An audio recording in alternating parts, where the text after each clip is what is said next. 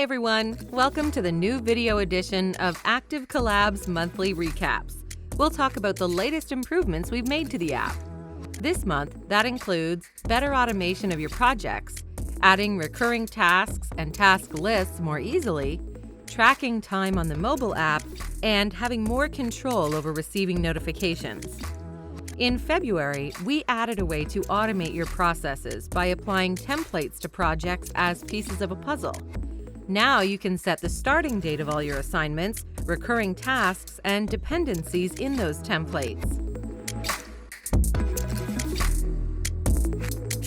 We've enriched the project page with an Add button that allows you to quickly add task lists and place them at the top or bottom of your project.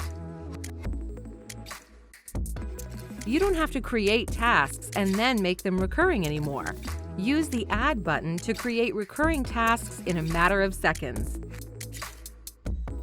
Inviting more people to the project is also possible from the very same spot. The project info has been moved next to the project's name. You'll also find the three-dot menu there, and you can use it to set off the stopwatch when you want to track the time spent working on a project. For tracking time directly on tasks, select any task and start the stopwatch. Speaking of the integrated stopwatch, it has been added to the mobile app as well. Now you can track your time on your phone and tablet wherever you are.